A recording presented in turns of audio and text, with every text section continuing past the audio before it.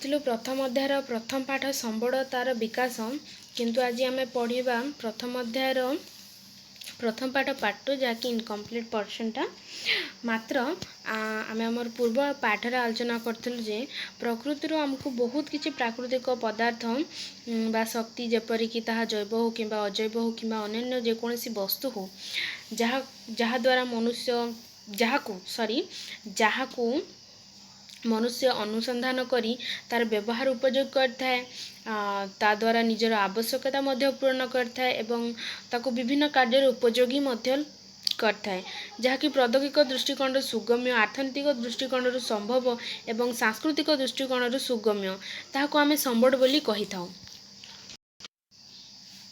एवं प्रकृति रे अव्यवहृत किबा अज्ञात होई रहितबा पदार्थ को आमे संबड़ रूपे विवेचना करि न थाउ किंतु जो पदार्थ द्वारा मनुष्य अनुसंधान करी ताको निज कार्य रे लगे विनियोग करथाए आमे ताहाको संबड़ बोली विवेचना करथाउ जहा द्वारा मनुष्य निजर आवश्यकता पूर्ण करिथाए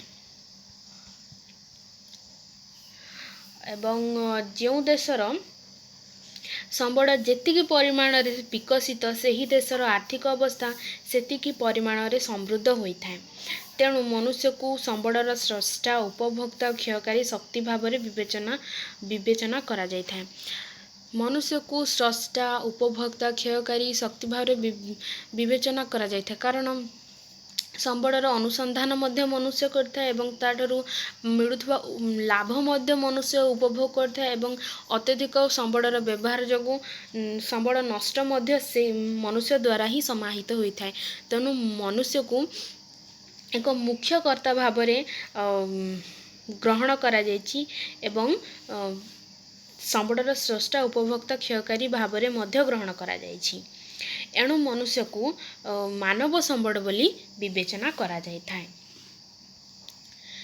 जेहेतु संबड़ मनुष्यर व्यवहार उपयोगी हेबा आवश्यक एवं संबड़ को विभिन्न उपाय करी ताकू कार्य रे विनियोग ताकू कार्य रे विनियोग होई पारुथिबो ताको आमे संबड़ बोली कहि थाउ तेणु संबड़र मुख्यतः दुईटी विशेषत्व रही थाए प्रथम रहिला उपयोगिता एवं द्वितीय रहिला कार्यदक्षता लास्ट आमे डिस्कस करथिलु जे संबड़र प्रकार भेद संबड़ एर गुण अनुଯାयी संबड़ को विभिन्न भाग में विभक्त करा जाइछि जेपरिक क प्रकृति अनुसार संबड़ को तीन भाग में विभक्त करा जाइछि जेपरिक फर्स्ट है प्राकृतिक संबड़ सेकेंड रहिला सांस्कृतिक संबड़ थर्ड रहिला मानव संबड़ सांस्कृतिक संबड़ कौन ना प्रकृति आमे जो सब पदार्थ वा शक्ति द्वारा आमे प्रत्यक्ष हो किंबा परोक्ष हो आमे लाभ पाई थाउ निजर कार्य रे विनियोग करथाउ से प्राकृतिक पदार्थ वा शक्ति को ताहाको आमे प्राकृतिक संबड़ बोली कहिथाउ जेपरिक खनिज पदार्थ जड़ वायु इत्यादि सांस्कृतिक संबड़ ना सांस्कृतिक संबड़ हैला प्राकृतिक संबड़ को आमे आमर सभ्यतार विकास क्रमे आमे निजर ज्ञान कौशल अनुसार ताकू निजर कार्य रे विनियोग करथाउ बा ज्ञान कौशल द्वारा से संबड़ को रूपांतरित करी विभिन्न उपाय रे आमर कार्य उपकारी कार्य रे विनियोग करथाउ ताकू आमे सांस्कृतिक संबड़ कहि थाउ जेपरिक शिक्षा स्वास्थ्य गमनागमन इत्यादि सांस्कृतिक संबड़र अंतर्गत नेक्स्ट रहिला मानव संबड़ आमे जानिछु जे मनुष्य को मानव संबड़ बोली स्वतंत्र भावे कुहा जाइछि बा विवेचना करा जाइछि तेणु मनुष्य परिवेश रो बहुत किछि प्राकृतिक पदार्थ शक्ति पाई थाए एवं ताठो लाभ मध्य होई थाए एवं ताकू आस्ते आस्ते सभ्यतार विकास क्रमे ताकू रूपांतरित करी तार विभिन्न कार्य उपयोग करथाए। तेणु आमे कहिपारिबा जे मनुष्य एवं तार परिवेश रे थिबा सांस्कृतिक संबड़र मिलित प्रक्रिया को आमे सांस्कृतिक संबड़ बोली कहिपारिबा। जेपरिक संरचना संस्थान इत्यादि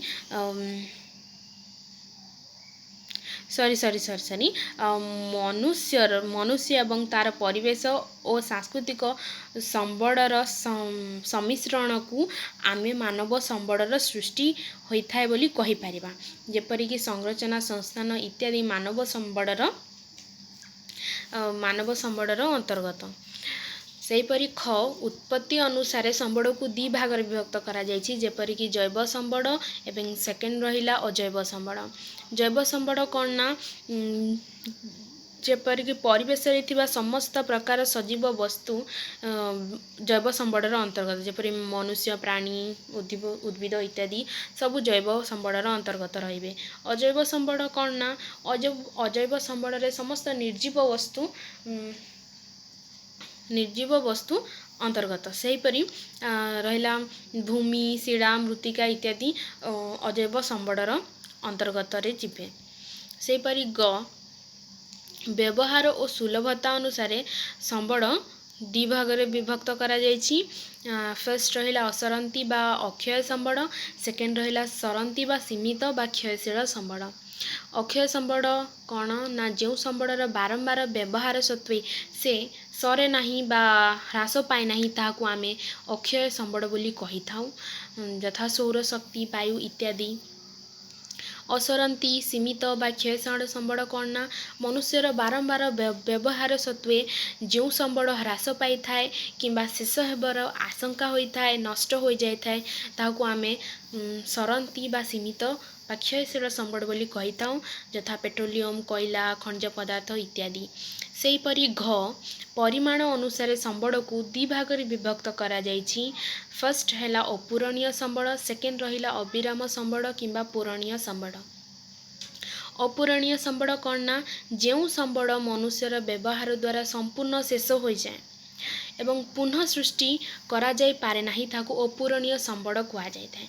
बारंबार व्यवहार द्वारा संबड़ क्रमशः नष्ट पाई थाए आमे ताहाकू सृष्टि करि पारिबा नाही ताहाकू आमे अपूरणीय संबड़ बोली कहि थाउ।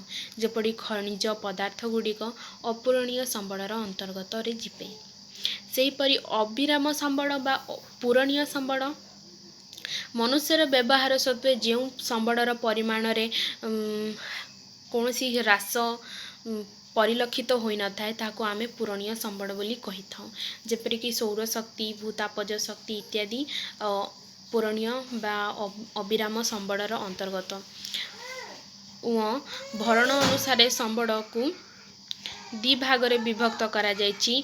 फर्स्ट हैला नवीकरण योग्य संबड़। भरण अनुसार संबड़ को दी भाग रे विभक्त करा जायछि। प्रथमतः रहिला नवीकरण योग्य संबड़। द्वितीय रहिला नवीकरण अयोग्य संबड़। तो नवीकरण योग्य संबड़ का कुआ जाय ना जो संबड़र बारंबार व्यवहार सत्वे संबड़ संपूर्ण क्षय हुए नहीं एवं ताको आमे विभिन्न उपाय पुनः भरण करि पारिथाउ ताको आमे नवीकरण योग्य संबड़ बोली कहि थाउ। जेपरिक जंगलजात पदार्थ आमे जंगलजात पदार्थ को यूज करूछु एवं से धीरे धीरे निजे पुनः भरण होई पारुछि ताको आमे चक्रीय प्रक्रिया बोली कहि थाउ। पुनः भरण होई पारुछि तेणु आमे ताको नवीकरण योग्य संबड़ बोली कहि थाउ। प्राणीजात पदार्थ कृषिजात पदार्थ इत्यादि चक्रीय प्रक्रिया द्वारा ताहार पुनः भरण होई पारिबो। तेणु याकू नवीकरण योग्य संबड़ बोली कहि थाए एवं एई सबु नवीकरण योग्य संबड़र अंतर्गत। सेकेंड हैला नवीकरण अयोग्य संबड़। जो संबड़ मनुष्यर अनवरत व्यवहार द्वारा बा अन्यान्य कारण द्वारा ह्रास पाइले बा नष्ट होईगले आउ सेगुड़िकर पुनः भरण संभव होई न थाए सेगुड़िकु नवीकरण अयोग्य संबड़ बोली कहि थाउ।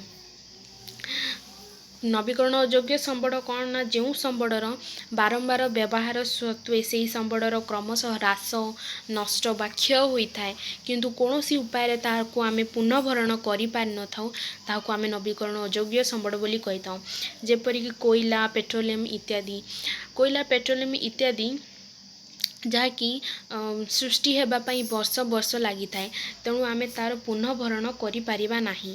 ତେଣୁ କୋଇଲା ଓ ପେଟ୍ରୋଲିୟମ ନବୀକରଣ ଅଯୋଗ୍ୟ ସମ୍ବଳର ଅନ୍ତର୍ଗତ। ସେହିପରି ନବୀକରଣ ଅଯୋଗ୍ୟ ସମ୍ବଳ ମଧ୍ୟ ଦୁଇ ଭାଗରେ ବିଭକ୍ତ ହୋଇଛି ଯେପରିକି ପୁନରୁଦ୍ଧାର ଯୋଗ୍ୟ ସମ୍ବଳ ଏବଂ ଦ୍ୱିତୀୟ ରହିଲା ପୁନରୁଦ୍ଧାର ଅଯୋଗ୍ୟ ସମ୍ବଳ। ନବୀକରଣ ଅଯୋଗ୍ୟ ସମ୍ବଳ ଯେଉଁ ନବୀକରଣ ଅଯୋଗ୍ୟ ସମ୍ବଳକୁ ଆମେ ପୁନଃ ଚକ୍ରୀୟ ପ୍ରକ୍ରିୟା ଦ୍ୱାରା ଆଉ ଥରେ ବ୍ୟବହାର ଉପଯୋଗୀ କରିପାରିଥାଉ ଯାହାକି ଆମେ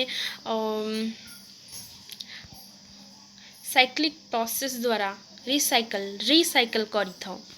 ରିସାଇକଲ୍ କରିପାରିବା କିମ୍ବା ତାହାକୁ ଆମେ ଆମର ବ୍ୟବହାର ଉପଯୋଗ କରିପାରିବା ପୁନଃ ଚକ୍ରୀୟ ପ୍ରକ୍ରିୟା ଦ୍ୱାରା ତାହାକୁ ଆମେ ପୁନରୁଦ୍ଧାର ଯୋଗ୍ୟ ସମ୍ବଳ ବୋଲି କହିଥାଉ। ଯେପରିକି ଭୂମି ମୃତ୍ତିକା ଲୁହା ଇତ୍ୟାଦି ପୁନରୁଦ୍ଧାର ଯୋଗ୍ୟ ସମ୍ବଳର ଅନ୍ତର୍ଗତ।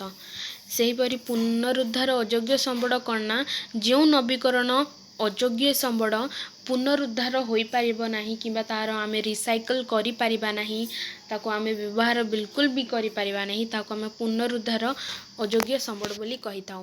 ଯେପରି କୋଇଲା ପେଟ୍ରୋଲିୟମ କହିବାକୁ ଗଲେ ସବୁ ବହୁତ ଟାଇମ୍ ଲାଗିଥାଏ ସୃଷ୍ଟି ହେବା ପାଇଁ ଆମେ ତାକୁ ବିଲକୁଲ ରିସାଇକଲ୍ କରିପାରିବା ନାହିଁ ତାକୁ ମାନବୀୟ କାର୍ଯ୍ୟକଳାପ ଦ୍ୱାରା ଆମେ ବିଲକୁଲ ତାକୁ ସୃଷ୍ଟି ହିଁ କରିପାରିବା ନାହିଁ ତେଣୁ କୋଇଲା ପେଟ୍ରୋଲିୟମ ପୁନରୁଦ୍ଧାର ଅଯୋଗ୍ୟ ସମ୍ବଳର ଅନ୍ତର୍ଗତ। ସେହିପରି ବଣ୍ଟନ ବା ବିତରଣ ଅନୁସାରେ ସମ୍ବଳକୁ ଦୁଇ ଭାଗରେ ବିଭକ୍ତ କରାଯାଇଛି ସର୍ବତ୍ର ସୁଲଭ ସମ୍ବଳ ଏବଂ ଦ୍ୱିତୀୟ ରହିଲା ସ୍ଥାନୀୟ ସମ୍ବଳ। ସର୍ବତ୍ର ସୁଲଭ ସମ୍ବଳ କ'ଣ ନା ଯେଉଁ ସମ୍ବଳ ଗୁଡ଼ିକ ଭୂପୃଷ୍ଠର ସବୁଠାରେ ମିଳିଥାଏ ସବୁ ଜାଗାରେ ଉପଲବ୍ଧ ଥିବ ଭୂପୃଷ୍ଠର ତାକୁ ଆମେ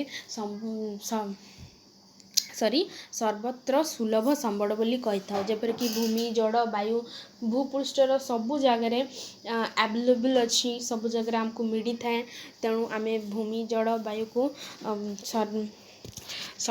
ସର୍ବତ୍ର ସୁଲଭ ସମ୍ବଳ କହିଥାଉ। ନେକ୍ସଟ ରହିଲା ସ୍ଥାନୀୟ ସମ୍ବଳ। ସ୍ଥାନୀୟ ସମ୍ବଳ କ'ଣ ନା ଯେଉଁ ସମ୍ବଳ ଗୁଡ଼ିକ ଭୂପୃଷ୍ଠର କେତେକ ନିର୍ଦ୍ଦିଷ୍ଟ ସ୍ଥାନରେ ସୀମିତ ଭାବେ ମିଳିଥାଏ ତାହାକୁ ଆମେ ସ୍ଥାନୀୟ ସମ୍ବଳ ବୋଲି କହିଥାଉ। କିଛି ସମ୍ବଳ ଅଛି ଯାହାକି ଭୂପୃଷ୍ଠର ଏକ ନିର୍ଦ୍ଦିଷ୍ଟ ସ୍ଥାନରେ ମିଳିଥାଏ ଯେପରିକି ଖଣିଜ ପଦାର୍ଥ ଏକ ନିର୍ଦ୍ଦିଷ୍ଟ ସ୍ଥାନରେ ହିଁ ମିଳିଥାଏ ତେଣୁ ଖଣିଜ ପଦାର୍ଥର ଅନ୍ତର୍ଗତରେ ଥିବା ଯେପରିକି ଧାତବ ପଦାର୍ଥ ଗୁଡ଼ିକ ସ୍ଥାନୀୟ ସମ୍ବଳର ଅନ୍ତର୍ଗତରେ ଯିବ। ବିକାଶ ସ୍ତର ଅନୁସାରେ ସମ୍ବଳକୁ 4 ଭାଗରେ ବିଭକ୍ତ କରାଯାଇଛି। ଫାର୍ଷ୍ଟ ହେଲା ଗଚ୍ଛିତ ସମ୍ବଳ ସେକେଣ୍ଡ ହେଲା ସମ୍ବଳ ଭଣ୍ଡାର ଥର୍ଡ଼ ହେଲା ବିକଶିତ ସମ୍ବଳ ଫୋର୍ଥ ରହିଲା ସଂରକ୍ଷିତ ସମ୍ବଳ। ଫାର୍ଷ୍ଟ ହେଲା ଗଚ୍ଛିତ ସମ୍ବଳ କ'ଣ ନା ଯେଉଁ ସମ୍ବଳ ପ୍ରକୃତିର ଗନ୍ତାଘରେ ଅବ୍ୟବହୃତ ଅବସ୍ଥାରେ ରହିଛି ତାକୁ ଆମେ ଗଚ୍ଛିତ ସମ୍ବଳ ବୋଲି କହିଥାଉ। ଯେପରିକି ଗୁଜରାଟରେ ଥିବା ସୌରଶକ୍ତି ପବନ ଶକ୍ତି ଗଚ୍ଛିତ ଅବସ୍ଥାରେ ଅଛି ମାତ୍ର ତାକୁ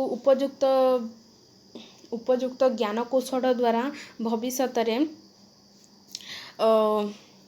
କାର୍ଯ୍ୟରେ ଲଗେଇ ହେବ ତେଣୁ ତାହାକୁ ଆମେ ଗଚ୍ଛିତ ସମ୍ବଳ ବୋଲି କହିଥାଉ ଯାହାକି ପ୍ରକୃତିର ଗନ୍ତାଘରେ ଅବ୍ୟବହୃତ ଭାବେ ରହିଥାଏ ତାହାକୁ ଆମେ ଗଚ୍ଛିତ ସମ୍ବଳ ବୋଲି କହିଥାଉ। ସେକେଣ୍ଡ ହେଲା ସମ୍ବଳ ଭଣ୍ଡାର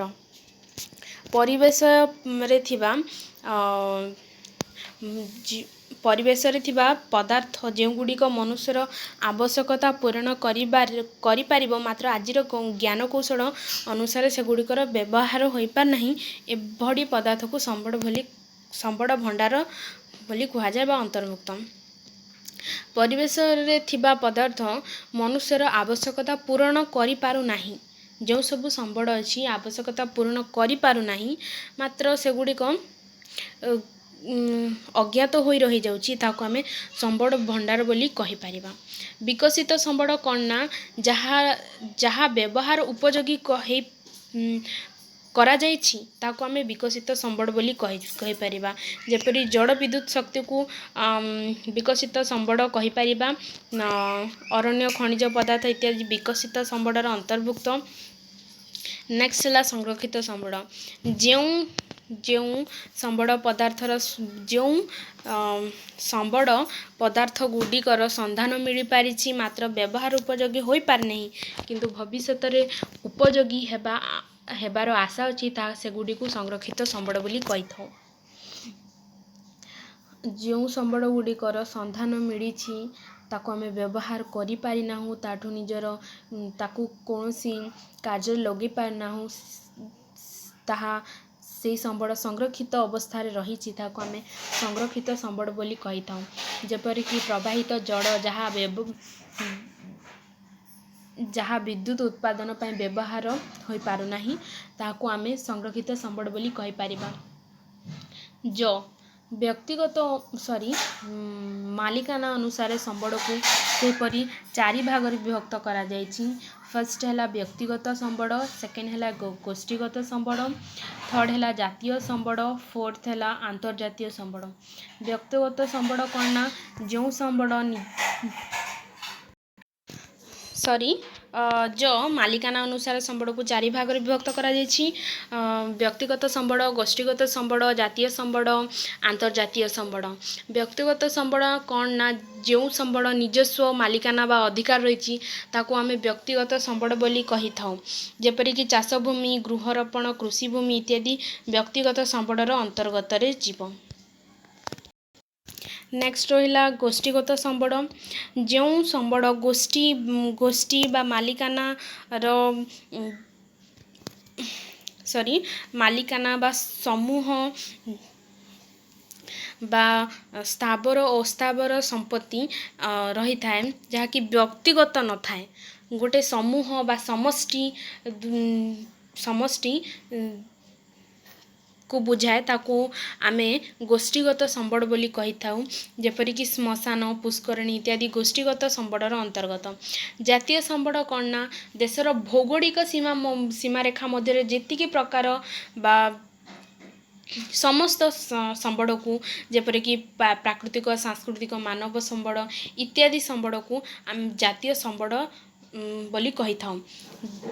ଦେଶର ଭୌଗୋଳିକ ସୀମାରେଖା ମଧ୍ୟରେ ଥିବା ସମସ୍ତ ପ୍ରକାର ସମ୍ବଳକୁ ଆମେ ଜାତୀୟ ସମ୍ବଳ ବୋଲି କହିଥାଉ। ଯେପରି ରାସ୍ତାଘାଟ, ରେଳପଥ ଇତ୍ୟାଦି ଯିବ ଜାତୀୟ ସମ୍ବଳର ଅନ୍ତର୍ଗତ। ନେକ୍ସଟ ରହିଲା ଆନ୍ତର୍ଜାତୀୟ ସମ୍ବଳ। ଆନ୍ତର୍ଜାତୀୟ ସମ୍ବଳ କ'ଣ ନା ଆନ୍ତର୍ଜାତୀୟ ଅନୁଷ୍ଠାନ ଦ୍ୱାରା ପରିଚାଳିତ ହେଉଥିବା ଯେଉଁ ଆନ୍ତର୍ଜାତୀୟ ଅନୁଷ୍ଠାନ ଦ୍ୱାରା ପରିଚାଳିତ ହୋଇଥାଏ, ଯେଉଁ ସମ୍ବଳ ଆନ୍ତର୍ଜାତୀୟ ଅନୁଷ୍ଠାନ ଦ୍ୱାରା ପରିଚାଳିତ ହୋଇଥାଏ ତାହାକୁ ଆମେ ଆନ୍ତର୍ଜାତୀୟ ସମ୍ବଳ ବୋଲି କହିଥାଏ। ଆନ୍ତର୍ଜାତୀୟ ଅନୁଷ୍ଠାନ କୌଣସି ଯେପରିକି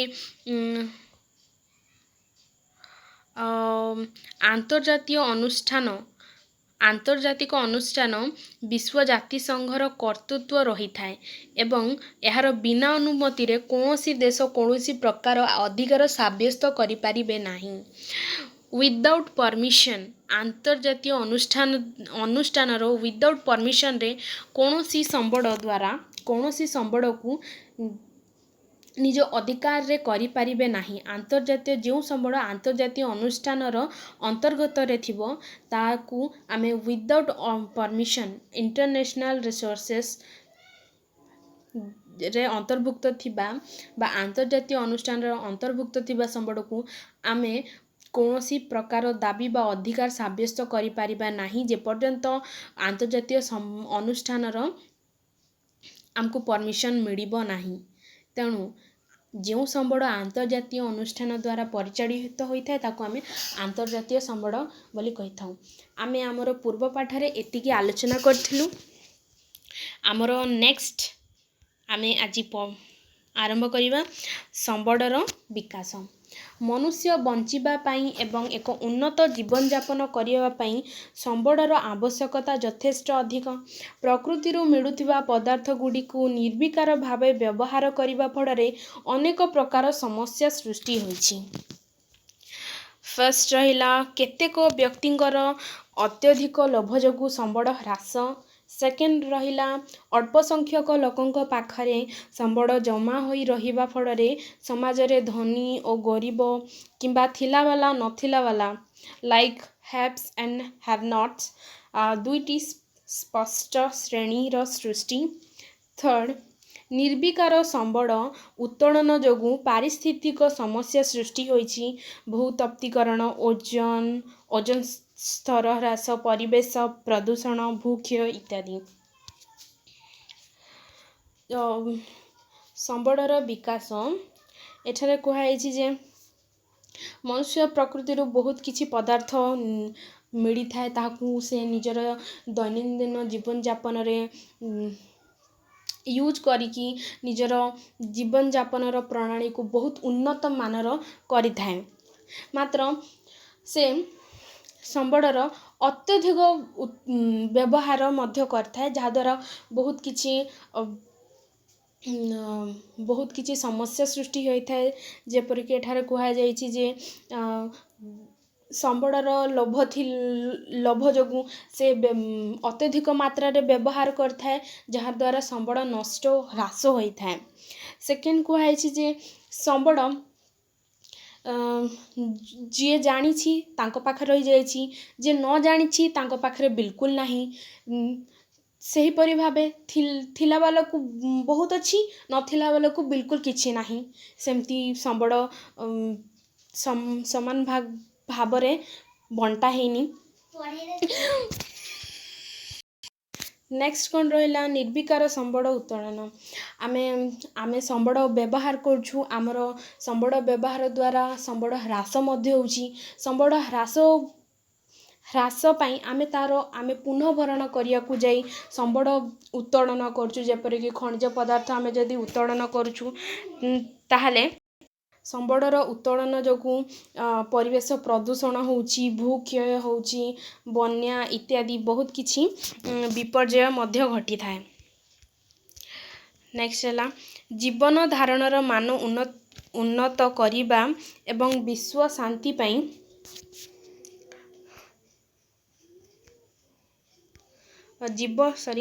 ଜୀବନ ଧାରଣର ମାନ ଉନ୍ନତ କରିବା ଏବଂ ବିଶ୍ୱ ଶାନ୍ତି ପାଇଁ ସମ୍ବଳର ପୋଷଣୀୟ ବିକାଶ ଆବଶ୍ୟକ। ବର୍ତ୍ତମାନ ଖଣିଜ ତୈଳ ସମ୍ବଳର ଉତ୍ତୋଳନ ଯେପରି ଭାବେ ହେଉଛି, ତାଦ୍ୱାରା ତୈଳ ଭଣ୍ଡାର ଗୁଡ଼ିକର ତୈଳ ପରିମାଣରେ ହ୍ରାସ ହେବା ସଙ୍ଗେ ସଙ୍ଗେ ଏହା ଭବିଷ୍ୟତରେ ଏକ ବିପଦପୂର୍ଣ୍ଣ ପରିସ୍ଥିତି ସୃଷ୍ଟି କରିବ। ସେଥିପାଇଁ ସମ୍ବଳର ଆବିଷ୍କାର, ଉତ୍ତୋଳନ ଓ ବ୍ୟବହାର ସମ୍ବନ୍ଧୀୟ ଏକ ସୁଚିନ୍ତିତ ଯୋଜନା ପ୍ରସ୍ତୁତ କରିବା ଏକାନ୍ତ ଆବଶ୍ୟକ। ଏହାଦ୍ୱାରା ଭୂପୃଷ୍ଠରେ ଥିବା ସମସ୍ତ ଜୀବଜଗତ ସ୍ଥିତି ପାଇଁ କୌଣସି ବିପଦ ସମ୍ଭାବନା ସୃଷ୍ଟି ହେବ ନାହିଁ। ଯେପରିକି ଆବଶ୍ୟକତା ଅନୁଯାୟୀ ମନୁଷ୍ୟ ସମ୍ବଳର ବାରମ୍ବାର ବ୍ୟବହାର ସତ୍ତ୍ୱେ ସମ୍ବଳ ହ୍ରାସ ପାଇଥାଏ, ତାର ପୁନଃଭରଣ କରିବାକୁ ଯାଇ ଅତ୍ୟଧିକ ଉତ୍ତୋଳନ ମଧ୍ୟ ହୋଇଥାଏ, ଯାହାଦ୍ୱାରା ପରିବେଶରେ ବହୁତ କିଛି ପ୍ରଦୂଷଣ ମଧ୍ୟ ହୋଇଥାଏ ବହୁତ ମାତ୍ରାରେ ଏବଂ ବହୁତ ବିପର୍ଯ୍ୟୟ ମଧ୍ୟ ଘଟିଥାଏ। ତେଣୁ ଦେଖାଯାଉଛି ଯେ ଖଣିଜ ତୈଳର ଭଣ୍ଡାର ଗୁଡ଼ିକ ଅଧିକ ପରିମାଣରେ ହ୍ରାସ ପାଇଥାଏ ଏବଂ ବହୁତ ବିପଦପୂର୍ଣ୍ଣ ପରିସ୍ଥିତି ମଧ୍ୟ ସୃଷ୍ଟି ହୋଇଛି। ତେଣୁ ଏହି କ୍ଷୟ ସମ୍ବନ୍ଧୀୟ ସୁଚିନ୍ତିତ ଯୋଜନା କରିବା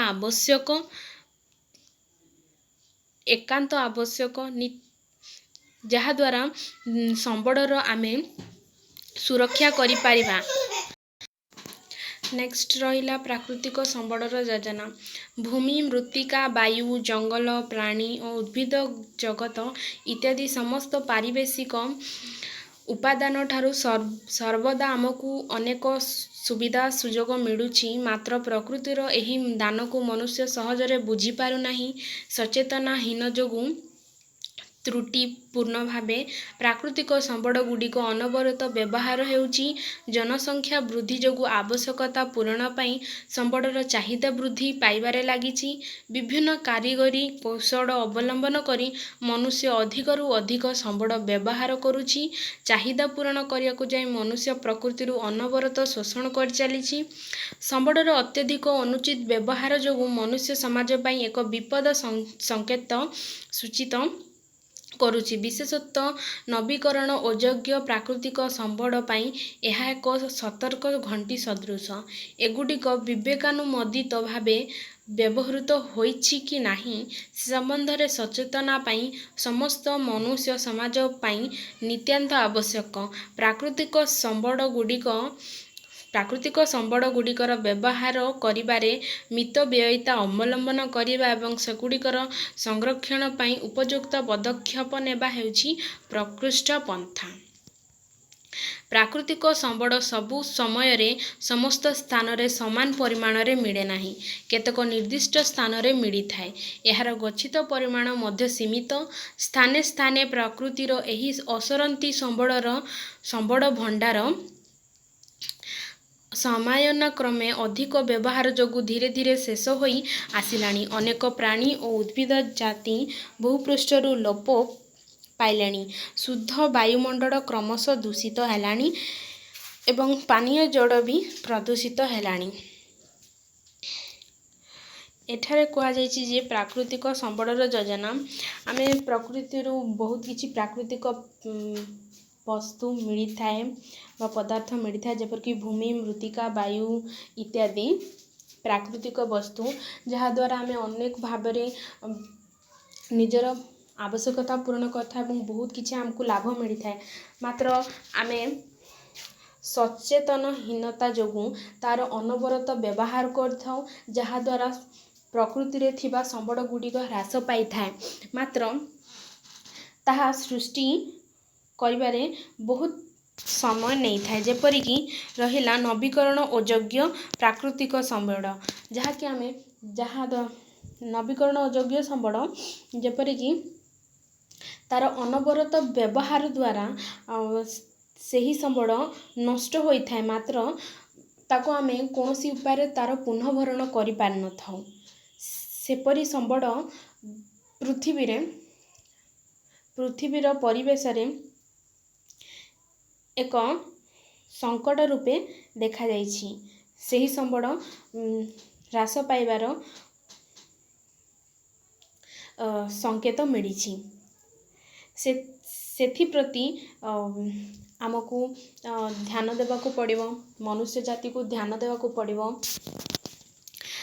ଉପଯୁକ୍ତ ପଦକ୍ଷେପ ନେଲେ ଆମେ ସେହି ସମ୍ବଳ ଗୁଡ଼ିକର ଭରଣା କରିପାରିବା। ବକ୍ସ ଭିତରେ ରହିଛି ଯେ ଭାରତ ମହାସାଗରର EEZ ଅଞ୍ଚଳରୁ ଭାରତ ମାଙ୍ଗାନିଜ ପିଣ୍ଡ ଉତ୍ତୋଳନ କରିବାର ଅଧିକାର ପାଇଛି। ତାପରେ କୁହାଯାଇଛି ପ୍ରାକୃତିକ ସମ୍ବଳ ସବୁ ସମୟରେ ସବୁ ସ୍ଥାନରେ ସମାନ ପରିମାଣରେ ମିଳିନଥାଏ। ଖଣିଜ ପଦାର୍ଥ ପୃଥିବୀର ଭୂପୃଷ୍ଠରେ ସମାନ ପରିମାଣରେ ମିଳିନଥାଏ। କେତେକ ନିର୍ଦ୍ଦିଷ୍ଟ ସ୍ଥାନରେ ମିଳିଥାଏ, ଗଚ୍ଛିତ ଅବସ୍ଥାରେ ମିଳିଥାଏ। ସେହି ଭଣ୍ଡାର ଗୁଡ଼ିକ କ୍ରମଶଃ ଧୀରେ ଧୀରେ ଲୋପ ପାଇବାକୁ ଆସୁଛି। ଆମର ବ୍ୟବହାର ଏବଂ ଚାହିଦା ଅନୁଯାୟୀ ଆମେ ତାକୁ ଅନବରତ ବ୍ୟବହାର କରିଥାଉ, ସେଥିପାଇଁ ସେଗୁଡ଼ିକର ହ୍ରାସ ପରିଲକ୍ଷିତ ହେଉଛି ଏବଂ ଜୀବଜଗତ କ୍ରମଶଃ ଲୋପ ପାଇବାକୁ ଆସିଲାଣି ଏବଂ ସମ୍ବଳର ଅତ୍ୟନ୍ତ ବ୍ୟବହାର ଦ୍ୱାରା ପରିବେଶ ମଧ୍ୟ ପ୍ରଦୂଷଣ ହେଉଛି। ନେକ୍ସଟ, ସବୁଜ ଜଙ୍ଗଲ ଧ୍ୱଂସ ପାଇ ମରୁଭୂମିର କରାଳ ରୂପ ପ୍ରକାଶ ପାଇଛି। ଗାଡ଼ି ମଟର ଏବଂ କାରଖାନାରୁ ନିର୍ଗତ ଦୂଷିତ ଧୂଆଁ ଓ ବର୍ଜ୍ୟ ପଦାର୍ଥ କ୍ରମଶଃ ବାୟୁ, ଜଳ, ଭୂମି ଇତ୍ୟାଦିକୁ ପ୍ରଦୂଷିତ କରିସାରିଲାଣି। ଫଳରେ ଅଂଶୁଘାତ, ବାତ୍ୟା, ବନ୍ୟା, ମରୁଡ଼ି ଇତ୍ୟାଦି ପ୍ରାକୃତିକ ବିପର୍ଯ୍ୟୟ ବାରମ୍ବାର ସଂଘଟିତ ହୋଇଥାଏ। ଜନସଂଖ୍ୟା ବୃଦ୍ଧି ପାଇବା ସଙ୍ଗେ ସଙ୍ଗେ ପ୍ରାକୃତିକ ସମ୍ବଳର ପରିମାଣରେ ଦ୍ରୁତ ହ୍ରାସ ପରିଲକ୍ଷିତ ହୋଇଛି। ପୃଥିବୀ ସମ୍ବଳକୁ ଅବିଚାରିତ ଭାବେ ଲୁଣ୍ଠନ କରିବା ହେଉଛି ବର୍ତ୍ତମାନ ସଭ୍ୟ ସମାଜର ମନୋବୃତ୍ତି। ଯେପରିକି ଆମର ଚାହିଦା ଅନୁସାରେ ଆମେ ସମ୍ବଳକୁ ବାରମ୍ବାର ବ୍ୟବହାର କରୁଛୁ, ଯାହାଦ୍ୱାରା ସୀମିତ ସମ୍ବଳ କିମ୍ବା କହିପାରିବା ନବୀକରଣ ଅଯୋଗ୍ୟ ସମ୍ବଳ ହ୍ରାସ ପାଇବାକୁ ଲାଗୁଛି ଏବଂ କ୍ରମଶଃ ପରିବେଶ ପ୍ରଦୂଷଣ ମଧ୍ୟ ହେଉଛି ଏବଂ ଜଙ୍ଗଲ ବହୁ ମାତ୍ରାରେ ଧ୍ୱଂସ ପାଉଛି ଏବଂ ମରୁଭୂମିରେ ପରିଣତ ହୋଇଯାଉଛି। ଏବଂ ମନୁଷ୍ୟର ଚାହିଦା ଅନୁଯାୟୀ ସମ୍ବଳ ଅନବରତ ଭାବରେ ବ୍ୟବହାର ଯୋଗୁଁ ସମ୍ବଳ ହ୍ରାସ ପାଉଛି ଏବଂ ସମ୍ବଳର ପୁନଃଭରଣ କୌଣସି ଉପାୟରେ ହୋଇପାରୁନାହିଁ। ତେଣୁ ପରିବେଶରେ ବହୁତ କିଛି ବିପର୍ଯ୍ୟୟ ସଂଘଟିତ ହୋଇଥାଏ ଏବଂ ସମ୍ବଳର ଅବିଚାରିତ ଭାବରେ ବିନା ଭାବିଚିନ୍ତି ମାତ୍ର ବ୍ୟବହାର କରିଚାଲିବା ଏହି ସଭ୍ୟ ସମାଜର ମନୋବୃତ୍ତି। କିଛି ଭାବ ହ୍ରାସ ପାଉଛି, ଲୋପ ପାଉଛି, ନଷ୍ଟ ହେଉଛି, କ୍ଷୟ ହେଉଛି, କିଛି ଭାବିବା ନେଇ ବାସ୍ ଅନବରତ ସମ୍ବଳ ଅଛି, ବ୍ୟବହାର ଆମର କାମରେ ଅଛି, ବ୍ୟବହାର ହେଇପାରୁଛି, ଆମର ଦରକାର, ଆମେ ବାସ୍ ୟୁଜ୍ କରିଚାଲୁଛୁ, ବିଲକୁଲ ତାର ପୁନଃଭରଣ ବିଷୟରେ ଭାବୁନାହୁଁ। ତେଣୁ ତାହା କ୍ରମଶଃ ହ୍ରାସ ପାଇଛି। ସେଥିପାଇଁ ଗାନ୍ଧୀ କହିଥିଲେ this earth provides enough to satisfy every man's need but not every man's greed. ଅର୍ଥାତ୍ ଏହି ପୃଥିବୀ ପ୍ରତ୍ୟେକ ବ୍ୟକ୍ତିର ଆବଶ୍ୟକତାକୁ ସନ୍ତୋଷଜନକ ଭାବେ ପୂରଣ କରିବା ନିମନ୍ତେ ସମ୍ବଳ ସାଇତିଛି ସିନା, ତାର ଲୋଭକୁ ଚିରତାର୍ଥ କରିବା ନିମନ୍ତେ ଏହା ଉଦ୍ଦିଷ୍ଟ ନୁହେଁ। ତେଣୁ ସମ୍ବଳର ଚାହିଦା ଓ ପ୍ରାକୃତିକ ସମ୍ବଳର ବ୍ୟବହାର ମଧ୍ୟରେ ଏକ ସନ୍ତୁଳନ ରକ୍ଷା କରାଯିବା ନିତାନ୍ତ ଆବଶ୍ୟକ। ପ୍ରାକୃତିକ ସମ୍ବଳର ଉପଯୁକ୍ତ ପରିଚାଳନା କରିପାରିଲେ ଭୂପୃଷ୍ଠରେ କୌଣସି ପ୍ରତିକୂଳ ପରିସ୍ଥିତି ସୃଷ୍ଟି ହେବାର ଆଶଙ୍କା ରହିବ ନାହିଁ।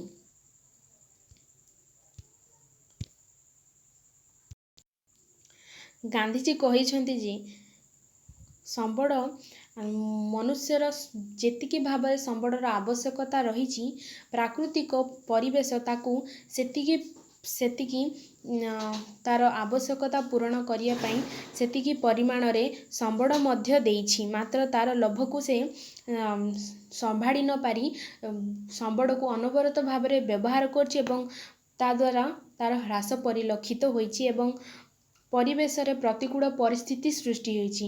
କିନ୍ତୁ ଯଦି ଆମେ ଉପଯୁକ୍ତ ପଦକ୍ଷେପ ନେବା, ତାହେଲେ ସମ୍ବଳର ପୁନଃଭରଣା ମଧ୍ୟ ହୋଇପାରିବ ଏବଂ ପରିବେଶରେ ସୃଷ୍ଟି ହେଉଥିବା ପ୍ରତିକୂଳ ପରିସ୍ଥିତି ମଧ୍ୟ ସୃଷ୍ଟି ହେବ ନାହିଁ ଏବଂ ସମ୍ବଳର ପୁନଃଭରଣ ହୋଇପାରିବ। ନେକ୍ସଟ ରହିଲା ସମ୍ବଳ ସଂରକ୍ଷଣ। ଆମେ ସମ୍ବଳକୁ କିପରି ଭାବେ ସଂରକ୍ଷଣ କରିପାରିବା? ସମ୍ବଳର ସଯତ୍ନ ବିନିଯୋଗ ତଥା ନବୀକରଣ ପାଇଁ ଯଥେଷ୍ଟ ସମୟ ଦେବାକୁ ସମ୍ବଳ ସଂରକ୍ଷଣ କୁହାଯାଏ। ସମ୍ବଳକୁ ଆମେ ସଯତ୍ନ ବିନିଯୋଗ ତଥା ନବୀକରଣ ପାଇଁ ଯଥେଷ୍ଟ ସମୟ। ସଯତ୍ନ ବିନିଯୋଗ ଅର୍ଥାତ୍ ଆମେ ସଯତ୍ନ ବିନିଯୋଗ ଅର୍ଥାତ୍ ଆମର ଦରକାର ହିସାବରେ ଆମେ ୟୁଜ୍ କରିବା, ଯେତିକି ଦରକାର ସେତିକି ୟୁଜ୍ କରିବା, ତାଠୁ ବେଶୀ ବିଲକୁଲ ବି ୟୁଜ୍ କରିବା ନାହିଁ। ଆମେ ସମ୍ବଳକୁ ଧ୍ୟାନ ଦେଇ ୟୁଜ୍ କରିବା ବା ବିନିଯୋଗ କରିବା କାର୍ଯ୍ୟରେ ବିଲକୁଲ ନଷ୍ଟ କରିବା ନାହିଁ ଏବଂ ତଥା ନବୀକରଣ ପାଇଁ ଯଥେଷ୍ଟ ସମୟ ଅର୍ଥାତ୍ ତାକୁ ପୁନଃଚକ୍ରୀୟ ପ୍ରକ୍ରିୟାରେ ସୃଷ୍ଟି କରିବାରେ ସମୟ ଦେବା, ତାହାକୁ ଆମେ ସମ୍ବଳ ସଂରକ୍ଷଣ ବୋଲି କହିଥାଉ। ସମ୍ବଳର ବିନିଯୋଗର ଆବଶ୍ୟକତା ତଥା ଆଗାମୀ ବଂଶଧରଙ୍କ ପାଇଁ ସେଗୁଡ଼ିକର ସଂରକ୍ଷଣ ମଧ୍ୟରେ ରକ୍ଷା କରିବାକୁ ଧାରଣୀୟ ବିକାଶ କୁହାଯାଏ। ଧାରଣୀୟ ବିକାଶ କ'ଣ ନା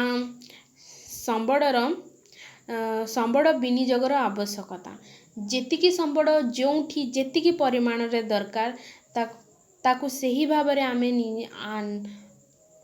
यूज करवा एवं आमर आगामी पीढ़ी बा भविष्यत जो माने थिबे तांको पई संबड़ संरक्षण करी रखिया पई संरक्षण करिबा बा से मध्यरे संतुलन रक्षा विनियोग एवं जेतिकी मात्रा रे यूज होची आमे से मात्रा को टिके कम करी ताको संरक्षण रखिबा को आगामी पीढ़ी पई संरक्षित रखिबा को धारणीय विकास बोली कहि थाउ। संबड़ संरक्षणर वास्तव तथा मौलिक उद्देश्य हेउची क जीवन धारण पाई अपरिहार्य परिवेशर सुरक्षा, ख परिसंस्था को विनियोग करने सत्वे परिसंस्थार अंतर्निहित क्षमता को अक्षुण्ण रखिबा, ग जैव विविधता को सुरक्षित रखिबा। संबड़ संरक्षणर मौलिक उद्देश्य गुड़िक संबड़ संरक्षणर मौलिक उद्देश्य तीनोटी लिखाई। फर्स्ट रही जीवन धारण पाई अपरिहार्य परिवेशर सुरक्षा। जीवन धारण पाई आमे जेतिकी परिवेश संरक्षित करी रखिचु बा जेतिकी दरकार आमे सेतिकी संबड़ बा परिवेशर सुरक्षा करथौ। मात्र ताठू जो गुडी परिवेश आम पाई उपयुक्त व्यवहार होई नथिले मध्य आमे तार सुरक्षा करिबा उचित। सेकेंड रहिला परिसंस्था को विनियोग करिबा सत्वे परिसंस्थार अंतर्निहित क्षमता को अक्षुण्ण रखिबा। अर्थात परिसंस्था बा परिवेशरु आमे संबड़ बा ताठू पाउथिबा कोनोसी शक्ति द्वारा आमे निजर आवश्यकता पूर्ण करि थाउ बा ताको आमे कार्य रे लगे थाउ ता द्वारा विभिन्न लाभ पाई थाउ। लाभ बा ताको कार्य रे विनियोग करिबा द्वारा से तार क्षमता नष्ट हवा कथा नुहे। जैव विविधता को सुरक्षित रखिबा कथा। आम परिवेश को आमको सुरक्षित रखिया दरकार। बॉक्स भितर अच्छी तुमे जानिछ कि धारणीय विकासर विशेषत्व क पृथ्वीर समस्त जीवजंतु प्रति सम्मान और यत्नशील हेबा। मनुष्यर ख मनुष्यर जीवन धारण मानरे उन्नति आनिबा। ग पृथ्वीर सामर्थ्य और विविधतार संरक्षण करिबा। घ प्राकृतिक संबळर अवक्षय यथासंभव ह्रास करिबा। व परिवेश प्रति व्यक्तिगत आभिमुख्य और व्यवहार रे परिवर्तन आनिबा। विभिन्न अंचलवासी को सेमानक परिवेश प्रति यत्नवान हेबा पई सक्षम करिबा। एही सब रहिला धारणीय विकासर विशेषत्व जेपरिक जीवजंतु प्रति आमको यत्नशील हेबा दरकार। मनुष्यर जीवन धारण मानरे उन्नति आनिया कथा। आउ रहिला पृथ्वी रहितबा सामर्थ्य विविधता को आमको संरक्षण करिबा उचित। नेक्स्ट रहिला प्राकृतिक संबड़ जेपरिक नष्ट बा क्षय परिलक्षित होउछि ताकू यथासंभव आमको ह्रास करिबा कथा। नेक्स्ट रहिला परिवेश प्रति व्यक्तिगत आभिमुख्य व्यवहार परिवर्तन आनिबा। कहीं आमे बारंबार व्यवहार द्वारा आमर पारिवेशिक परिवेश रे थिबा संबड़ बा पदार्थ नष्ट होता है ह्रास होता है। तेणु आमको व्यक्तिगत आभिमुख्य एवं व्यवहार रे परिवर्तन आनिया कथा। विभिन्न अंचलवासी को संबड़ बा व्यवहार प्रति यत्नवान हेबा पई सक्षम कराइबा। नेक्स्ट रहिला संबड़ संरक्षणर मुख्य तीनिटी उपाय। संबड़ संरक्षणर मुख्यतः तीनिटी उपाय हेउछि क संबड़ व्यवहारर यथोचित ह्रास। ख संबड़र पुनः चक्रीकरण कौशल अवलंबन। ग संबड़र पुनः व्यवहार माध्यम समस्त प्रकार संबड़र संरक्षण। संबड़ संरक्षण आमे तीन प्रकार करि परिबु। जेपरिक प्रथम रहिला संबड़ को आमे आमर व्यवहार अनुଯାयी व्यवहार अनुଯାयी ताको आमे आम कार्य रे विनियोग करिबा ଏବଂ ତାର ବିଲକୁଲ ନଷ୍ଟ କରିବା ନାହିଁ ଏବଂ କ୍ଷୟ ହେଉଥିବା ସମ୍ବଳକୁ ଆମେ ପୁନଃ ଚକ୍ରୀକରଣ ଦ୍ୱାରା ପୁନଃଭରଣ କରିପାରିବା। ନେକ୍ସଟ ହେଲା ସମ୍ବଳର ପୁନଃ ବ୍ୟବହାର ମାଧ୍ୟମରେ ସମସ୍ତ ପ୍ରକାର ସମ୍ବଳର ସଂରକ୍ଷଣ। ଆମେ ପୁନଃ ବ୍ୟବହାର କରି ସମ୍ବଳକୁ ସଂରକ୍ଷଣ କରି ରଖିପାରିବା। ତାହେଲେ ଆମେ ସମ୍ବଳର ସଂରକ୍ଷଣ କରିପାରିବା। ଭାରତରେ ସମ୍ବଳ ସଂରକ୍ଷଣ ଓ ଯୋଜନା।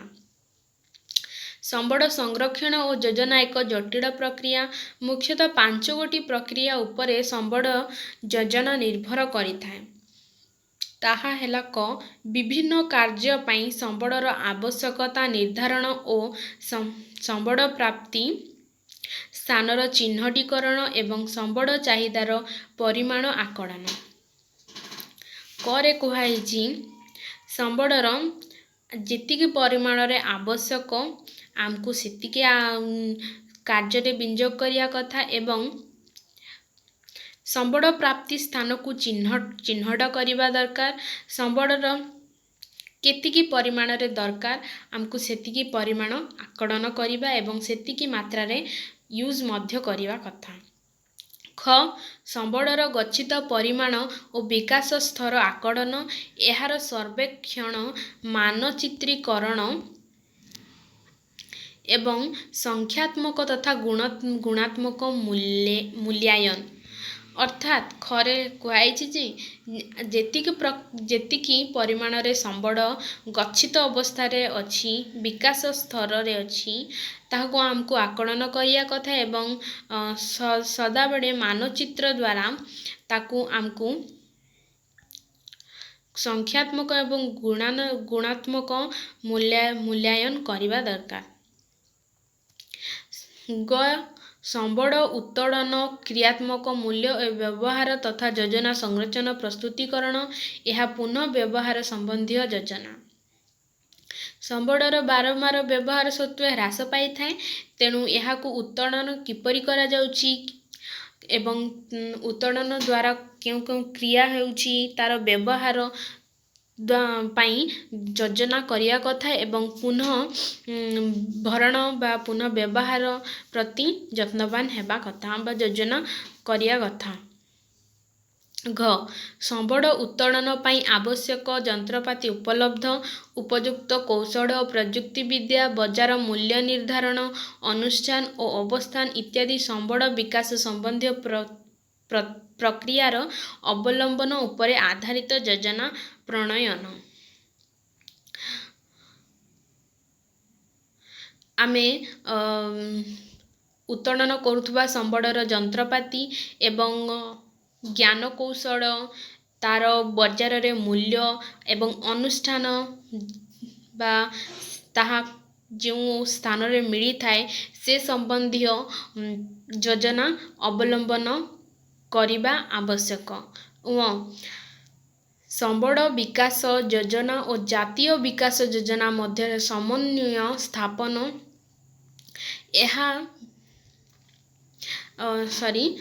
ରେ କୁହାଯାଇଛି ଯେ ସମ୍ବଳର ବିକାଶ ଯୋଜନା ସମ୍ବଳକୁ ଆମେ କିପରି ଭାବରେ ବିକାଶ କରିପାରିବା ଏବଂ ଜାତୀୟ ବିକାଶ ଯୋଜନା ଯାହାଦ୍ୱାରା ଆମେ ସମ୍ବଳକୁ ସଂରକ୍ଷଣ କରିବା ତାହା ପ୍ରତି ଆମକୁ ଧ୍ୟାନ ଦେବା ଉଚିତ ଏବଂ ତା ମଧ୍ୟରେ ସମନ୍ୱୟ ସ୍ଥାପନ କରିବା ଉଚିତ। ଏହା ବିଭିନ୍ନ ଅଞ୍ଚଳର ସମ୍ବଳ ସଂଗ୍ରହ, ବ୍ୟବହାର ତଥା ପରିଚାଳନା ଉପରେ ନିର୍ଭର କରିଥାଏ। ବଜାର, ଯାତାୟାତ ଓ ପରିବହନ ଇତ୍ୟାଦି ଏଥିରେ ମୁଖ୍ୟ ଭୂମିକା ଗ୍ରହଣ କରିଥାଏ। ନୂତନ ଓ ବିକଳ୍ପ ସମ୍ବଳର ଆବିଷ୍କାର ସମ୍ବନ୍ଧୀୟ ଗବେଷଣା କାର୍ଯ୍ୟକ୍ରମର ଯୋଜନା କରାଯାଇଥାଏ।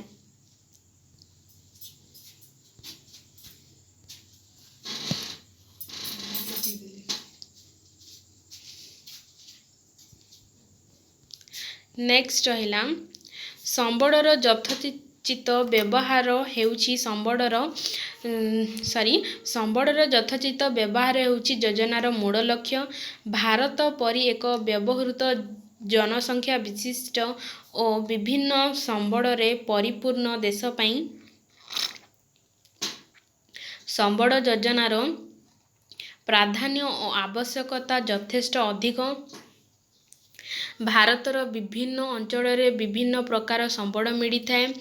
କେତେକ ଅଞ୍ଚଳରେ ଏକ ନିର୍ଦ୍ଦିଷ୍ଟ ସମ୍ବଳର ଆଧିକ୍ୟ ଦେଖାଯାଉଥିବା ବେଳେ ଅନ୍ୟ କେତେକ ଅଞ୍ଚଳରେ ଏହାର ଅଭାବ ଅନୁଭୂତି ହୋଇଥାଏ। ମାତ୍ର ଅନ୍ୟ କୌଣସି ଏକ ସମ୍ବଳର ଆଧିକ୍ୟ ରହିଥାଏ। ଉଦାହରଣ ସ୍ୱରୂପ ଝାଡ଼ଖଣ୍ଡ, ଛତିଶଗଡ଼, ଓଡ଼ିଶା, ମଧ୍ୟପ୍ରଦେଶ ଇତ୍ୟାଦି ରାଜ୍ୟରେ ବିଭିନ୍ନ ପ୍ରକାର ଖଣିଜ ସମ୍ବଳ ଅଧିକ ପରିମାଣରେ ଦେଖାଯାଇଥାଏ।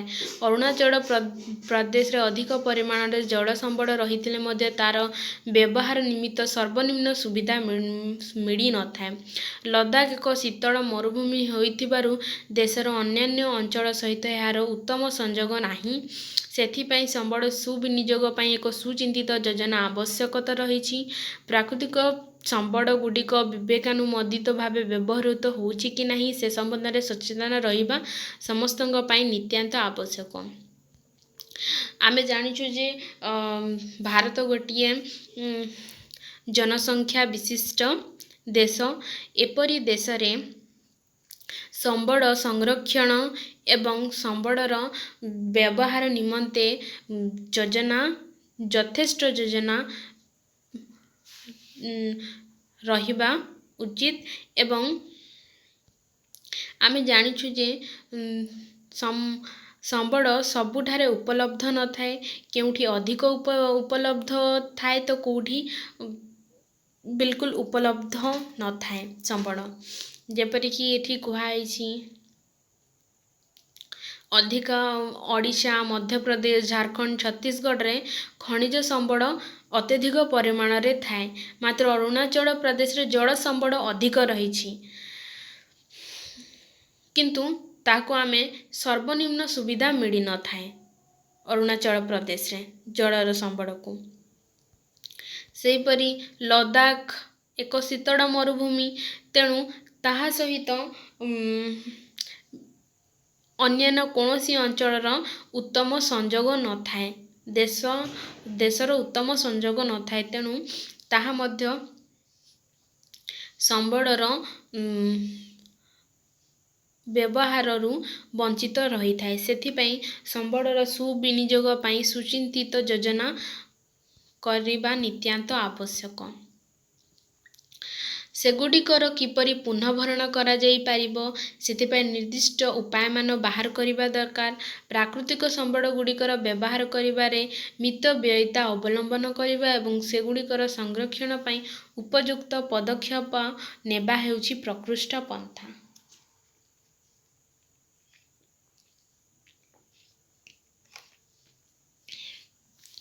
ସମ୍ବଳ କ୍ରମଶଃ ହ୍ରାସ ପାଇଥାଏ, ତେଣୁ ତା'ର ପୁନଃଭରଣ ପାଇଁ ଉଚିତ ସମୟରେ ଉଚିତ ପଦକ୍ଷେପ ନେବା ଅତ୍ୟନ୍ତ ଆବଶ୍ୟକ। କୋଇଲା ଓ ଖଣିଜ ତୈଳ ଅବିରତ ବ୍ୟବହୃତ ହେଲେ ଏ ଶତାବ୍ଦୀ ମଧ୍ୟରେ ତାହା ଶେଷ ହୋଇଯିବ।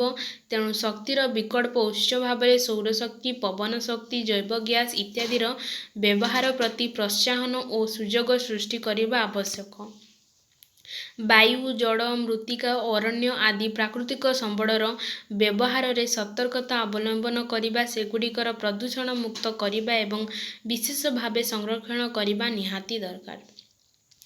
କୋଇଲା ଓ ଖଣିଜ ତୈଳ ପରି ପ୍ରାକୃତିକ ସମ୍ବଳ କ୍ରମଶଃ ହ୍ରାସ ପାଇଲାଣି ଏବଂ ସେଗୁଡ଼ିକର ସୃଷ୍ଟି ପାଇଁ ବହୁତ ସମୟ ଲାଗିଥାଏ। ତେଣୁ ଶକ୍ତି ଉତ୍ସ ଭାବେ ଯେପରିକି ଯାହାକି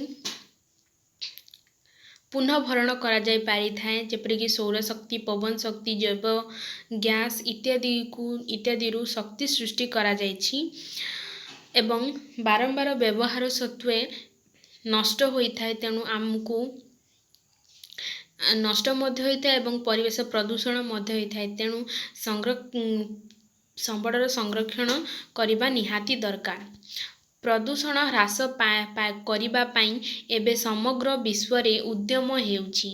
ଭାରତ ମଧ୍ୟ ଜନସଚେତନତା ଜାଗ୍ରତ କରିବା ସହ ବିଭିନ୍ନ ବୈଜ୍ଞାନିକ ଉପାୟରେ ପ୍ରଦୂଷଣ ନିୟନ୍ତ୍ରଣ କରିବା ପାଇଁ ନୂତନ ପଦ୍ଧତି ଓ ବିଭିନ୍ନ ଆଇନ ସହାୟତା ନେଉଛି। ଭାରତ ସ୍ୱାଧୀନତା ପାଇଲା ପରେ ପ୍ରଥମ ପଞ୍ଚବାର୍ଷିକ ଯୋଜନା ଠାରୁ ସମ୍ବଳ ଯୋଜନାର ଲକ୍ଷ୍ୟ ହାସଲ କରିବା ପାଇଁ ଚେଷ୍ଟା କରିଆସିଛି। ପ୍ରକୃତି ଓ ପ୍ରାକୃତିକ ସମ୍ବଳର ସଂରକ୍ଷଣ ପାଇଁ ଏକ ଆନ୍ତର୍ଜାତୀୟ ସଂସ୍ଥା ଯାହାକି international union for conservation of nature and natural resources ବା IUCN କୁହାଯାଇଥାଏ ଗଠିତ ହୋଇଛି। ପ୍ରକୃତି ଓ ପ୍ରାକୃତିକ ସମ୍ବଳକୁ ସଂରକ୍ଷିତ କରିବା ପାଇଁ IUCN ଗଠିତ ହୋଇଛି। ଜାତିସଂଘର ଏକ ସଦସ୍ୟ ଦେଶ ଭାବରେ ଭାରତ ଏହାର ନୀତିକୁ ଗ୍ରହଣ କରି ପ୍ରାକୃତିକ ସମ୍ବଳର ସଂରକ୍ଷଣ ପାଇଁ ଉପଯୁକ୍ତ ପଦକ୍ଷେପମାନ ନେଉଛି। ବନ୍ୟଜନ୍ତୁ ସଂରକ୍ଷଣ ଯାହାକି ୱାଇଲ୍ଡ ଲାଇଫ୍ କନଜରଭେସନ ଯୋଜନା ମାଧ୍ୟମରେ ଏହି ସଂସ୍ଥା 5ଗୋଟି ଜାତିର ସଂଖ୍ୟା ପ୍ରତି ଦୃଷ୍ଟି ଦେଉଛି। ସେଗୁଡ଼ିକ ହେଲା ପ୍ରଥମତଃ ବିଲୁପ୍ତ ବା ନିଶ୍ଚିହ୍ନ ଜାତି, ଖ ବିପଦସଂକୁଳ ଜାତି, ଅସୁରକ୍ଷିତ ଜାତି, ଘ ଦୁର୍ଲଭ ଜାତି ଓ କମ୍ ଜଣାଥିବା ବା ଅଜଣା ଜାତି। ଅରଣ୍ୟ ସୁରକ୍ଷା ପାଇଁ ଜୈବ ବିବିଧତାର ସଂରକ୍ଷଣ ଉପରେ ଅଧିକ ଦୃଷ୍ଟି ଦିଆଯାଉଛି। ଅରଣ୍ୟ କ୍ଷୟ ରୋକିବାକୁ ଜଙ୍ଗଲ ସୁରକ୍ଷା ଆଇନ ପ୍ରଣୟନ କରାଯାଇଛି। ଯେପରିକି ଏଠାରେ କୁହାଯାଇଛି ଯେ ସମ୍ବଳର ହ୍ରାସ ଯୋଗୁଁ ପରିବେଶ ପ୍ରଦୂଷଣ ହେଉଛି ଏବଂ ଏହାର ସୁରକ୍ଷା ପାଇଁ ସମଗ୍ର ବିଶ୍ୱରେ ଭାରତ ଉଦ୍ୟମ କରିଛି ଏବଂ ଜନସଚେତନତା ମଧ୍ୟ ସୃଷ୍ଟି କରିଛି। ଯାହାଦ୍ୱାରା କି ପ୍ରଥମ ପଞ୍ଚବାର୍ଷିକ ଯୋଜନା ଠାରୁ ସେ ପ୍ରକୃତି ଓ ପ୍ରାକୃତିକ ପରିବେଶର ସଂରକ୍ଷଣ ଯାହାକି IUCN ସଂରକ୍ଷଣ ପାଇଁ IUCN ଗଠିତ ହୋଇଛି ଏବଂ ଜାତିସଂଘର ଏକ ସଦସ୍ୟ ଭାବେ ଭାରତ ଏହି ନୀତିକୁ ଗ୍ରହଣ କରି ପ୍ରାକୃତିକ ସମ୍ବଳକୁ ସଂରକ୍ଷଣ ମଧ୍ୟ କରିଥାଏ। ସେହିପରି ବନ୍ୟଜନ୍ତୁକୁ ସଂରକ୍ଷଣ କରିବା ପାଇଁ 5ଟି ଜାତି ପ୍ରତି ଅଧିକ ଦୃଷ୍ଟି ଦିଆଯାଇଛି। ପ୍ରଥମ ରହିଲା ବିଲୁପ୍ତ ଓ ନିଶ୍ଚିହ୍ନ ଜାତି, ଦ୍ୱିତୀୟ ରହିଲା ବିପଦସଂକୁଳ ଜାତି, ତୃତୀୟ ରହିଲା ଅସୁରକ୍ଷିତ ଜାତି ଏବଂ ଦୁର୍ଲଭ ଜାତି, ଲାଷ୍ଟରେ ରହିଲା କମ୍ ଜଣାଥିବା ବା ଅଜଣା ଜାତି। ଏହି ଜାତି ପ୍ରତି ଅଧିକ ଧ୍ୟାନ ଦିଆଯାଉଛି କାରଣ ଏହା କ୍ରମଶଃ ଲୋପ ପାଇ ସାରିଲେଣି। ଅରଣ୍ୟ ସୁରକ୍ଷା ପାଇଁ ଜୈବ ବିବିଧତା ସଂରକ୍ଷଣ ଯାହାକି କନଜରଭେସନ ଅଫ ବାୟୋଡାଇଭର୍ସିଟି ଉପରେ ଅଧିକ ଦୃଷ୍ଟି ଦିଆଯାଉଛି। ଅରଣ୍ୟ କ୍ଷୟ ରୋକିବା ପାଇଁ ଜଙ୍ଗଲ ସୁରକ୍ଷା ଆଇନ ପ୍ରଣୟନ କରାଯାଇଛି। ଅରଣ୍ୟ କ୍ଷୟ ରୋକିବା ପାଇଁ ଜଙ୍ଗଲ ସୁରକ୍ଷା ଆଇନ ପ୍ରଣୟନ କରାଯାଇଛି ଯାହାକି ଜୈବ ବିବିଧତା ସଂରକ୍ଷଣ ଉପରେ ଅରଣ୍ୟ ସୁରକ୍ଷା ଜୈବ ବିବିଧତା ସଂରକ୍ଷଣ ଉପରେ ଅଧିକ ଦୃଷ୍ଟି ଦିଆଯାଇଛି। ପ୍ରାକୃତିକ ସମ୍ବଳର ସଂରକ୍ଷଣ ଦ୍ୱାରା ବିଶ୍ୱ ଜଳବାୟୁ ପରିବର୍ତ୍ତନକୁ ସ୍ୱାଭାବିକ କରାଯିବା ପାଇଁ ଚେଷ୍ଟା କରାଯାଇଛି। ସେଥିପାଇଁ ଭାରତ 1992ରେ ରିଓ ଡି ଜାନେରିଓ ବିଶ୍ୱ ବୈଠକରେ ଯୋଗଦେଇ ପ୍ରାକୃତିକ ସମ୍ବଳ ଓ ପ୍ରାକୃତିକ ପରିବେଶର ସଂରକ୍ଷଣ ନିମିତ୍ତ ଅଧିକ ଧ୍ୟାନ ଦେଇଛି। ସେଥିପାଇଁ ଦେଶରେ ବିଭିନ୍ନ ଆଇନ ପ୍ରଣୟନ କରି ଲୋକଙ୍କୁ ସଚେତନ କରି ପ୍ରାକୃତିକ ସମ୍ବଳର ସଂରକ୍ଷଣ କରାଯିବା ପାଇଁ ବଳିଷ୍ଠ ପଦକ୍ଷେପ ଦିଆଯାଇଛି। ବିଭିନ୍ନ ଆଇନ ପ୍ରଣୟନ କରି ଭାରତ ବିଶ୍ୱ ଜଳବାୟୁରେ ପରିବର୍ତ୍ତନ କରିବାକୁ ଚାହିଁଛି ଏବଂ ଚେଷ୍ଟା କରୁଛି। ଭାରତ ସମ୍ବଳର ହ୍ରାସକୁ ରୋକିବା ପାଇଁ ରିଓ ଡି ଜାନେରିଓ ବିଶ୍ୱ ବୈଠକ ଯାହାକି 1992ରେ ହେଇଥିଲା ସେଠାରେ ଯୋଗ ଦେଇ ଭାରତ ପ୍ରାକୃତିକ ପରିବେଶ ଏବଂ ପ୍ରାକୃତିକ ସମ୍ବଳକୁ ସଂରକ୍ଷିତ କରିବା ପାଇଁ ଧ୍ୟାନ ଦେଇଛି ଏବଂ ଅନେକ ପଦକ୍ଷେପ ଏବଂ ଲୋକ ସଚେତନ ମଧ୍ୟ ସୃଷ୍ଟି କରାଯାଇଛି। ଯାହାଦ୍ୱାରା ସମ୍ବଳକୁ ଆମେ ଆଗାମୀ ପିଢ଼ି ପର୍ଯ୍ୟନ୍ତ ସଂରକ୍ଷିତ ରଖିପାରିବା ଏବଂ ସୁବିନିଯୋଗ ଦ୍ୱାରା ଆମେ ସମ୍ବଳର ସଂରକ୍ଷଣ କରିପାରିବା ଏବଂ ଉପଯୁକ୍ତ ସମୟରେ ଉପଯୁକ୍ତ ପଦକ୍ଷେପ ନେଲେ ଆମେ ସମ୍ବଳର ସଂରକ୍ଷଣ କରିପାରିବା। ଆମର ପ୍ରଥମ ଅଧ୍ୟାୟର ପ୍ରଥମ ପାଠ ଏଠାରେ ଶେଷ ହୋଇଲା। ଧନ୍ୟବାଦ।